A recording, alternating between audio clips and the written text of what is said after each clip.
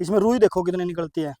एक में से ये देखो 10 टिंडे की रुई निकलती है। दोस्तों हमने पीछे वीडियो डाली थी कपास की, जो हम गुजरात से बीज लेके आए थे, और उसके टिंडे देखो कितने बड़े हो चुके हैं।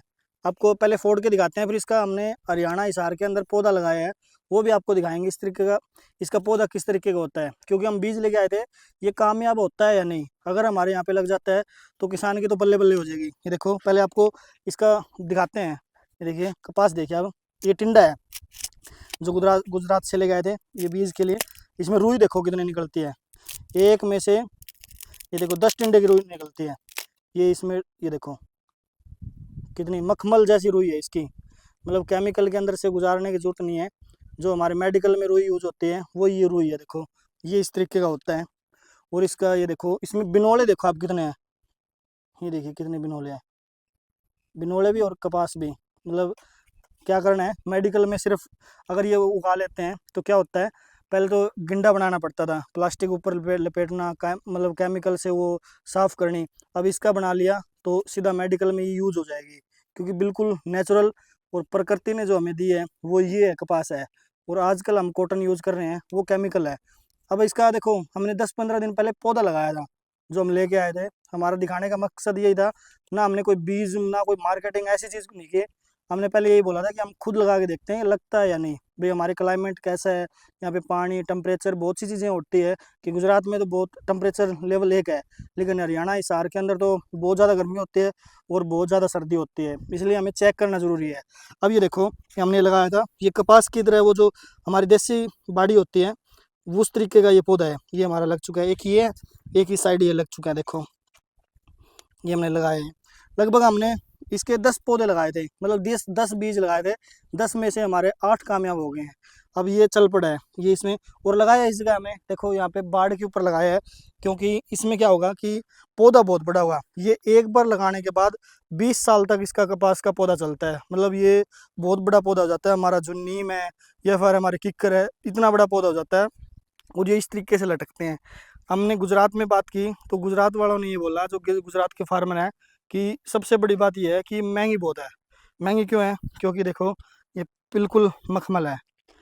आप इसको हाथ में ये लेके देखो, आजकल जो फैक्ट्रियाँ लग रही हैं वो फैक्ट्रियाँ किसान लगा लेगा ये सिर्फ ये बेच के। तो आप सोचो कम होएगी लेकिन इनकम भी ज़्यादा होगी।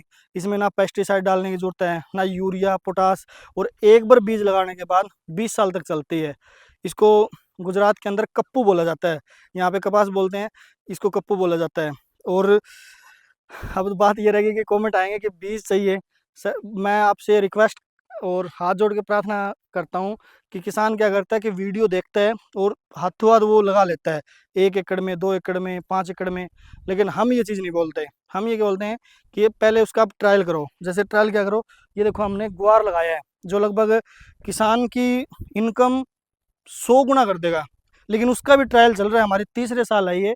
1 एकड़ में अगर आप लगाते हो, हमारे राजस्थान में हमने लगभग 50 फार्मर को लगवा रखा है, वो एक कनाल के अंदर 80 से 90 हज़ार रुपये कमा लेते हैं।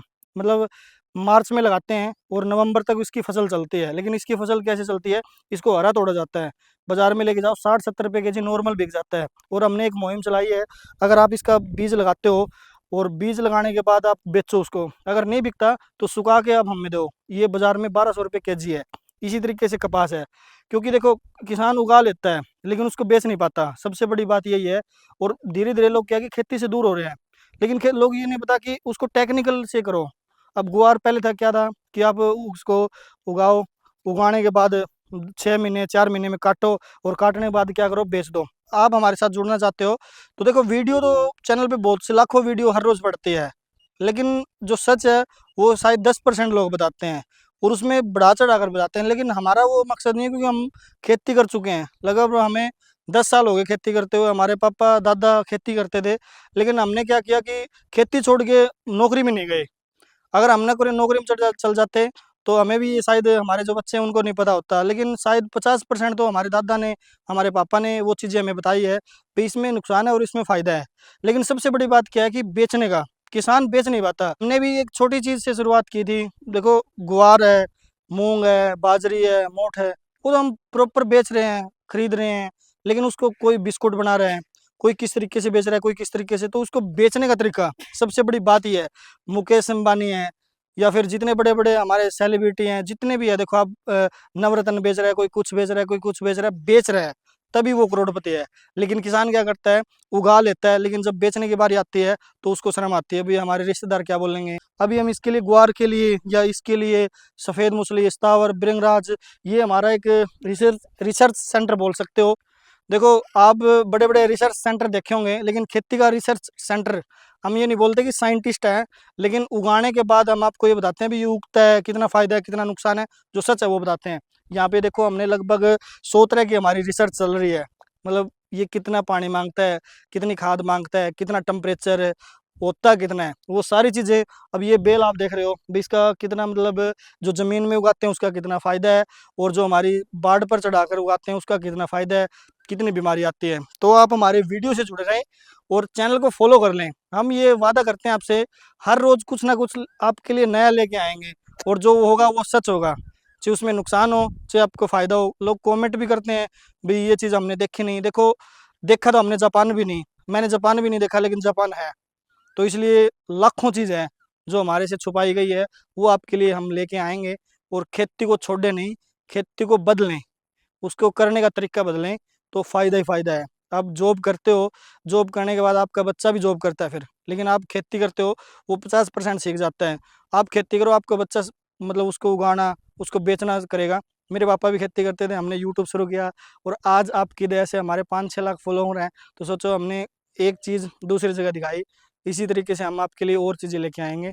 तो हमारी वीडियो कैसी लगती है हमें कमेंट बॉक्स में बताते रहें, और अगर कोई गलती हो जाती है तो आप हमें बता दीजिए कमेंट में, उसको हम सुधारने की कोशिश करेंगे, क्योंकि हम भी प्रॉपर वो मतलब उस चीज़ से निकले नहीं हैं। धीरे-धीरे जैसे-जैसे सीढ़ी चढ़ रहे हैं, तो वो चीज़ हम सीख रहे हैं, और आपके लिए नई-नई चीज़ें वो लेके आ रहे हैं। और हम भी चाहते हैं कि किसान की इनकम ज़्यादा हो, और जो खेती है वो किसान के बच्चे खेती ही करें। मतलब 1 एकड़ से 10 लाख 15 लाख रुपए कमाएँ, ये नहीं है कि अभी कहीं पे जाके नौकरी कैसे करे किसी की, क्योंकि आने वाला भविष्य खेती ही है। आप ये मतलब भविष्यवाणी भी बोल सकते हैं या फिर कुछ भी। 5 साल बाद आप देखना, लोग सिफ़ारिश करेंगे कि हमें खेती सिखा दो, लेकिन खेती सिखाने वाले आपको मिलेंगे नहीं, क्योंकि वो उस चीज़ों को छोड़ चुके होंगे, वो आदत छूट जाएगी। हम भी देखो धूप के अंदर, गर्मी के अंदर, हमें भी गर्मी लगती है 48 डिग्री टेम्परेचर में। वीडियो के साथ-साथ बहुत सी चीज़ें सीखनी भी पड़ती है। तो ज़्यादा से ज़्यादा चैनल को फॉलो कर लें। फॉलो करोगे तो पैसा तो नहीं लगेगा, लेकिन एक वीडियो से शायद आप वो बिज़नेस, वो आइडिया, वो चीज़ सीख सकते हो जो आपका भविष्य बदल सके। मतलब आप लोगों के चैनल फॉलो कर ले हो, तो एक किसान का बेटे का भी चैनल फॉलो करके देखें, और हमारे पीछे की वीडियो भी देखें। अगर कोई गलती है तो आप हमें कमेंट में बताएँ, हम उस गलती को सुधारेंगे और आपके लिए नई-नई चीज़ें बनाएँगे। तो थैंक यू, धन्यवाद, बाय-बाय।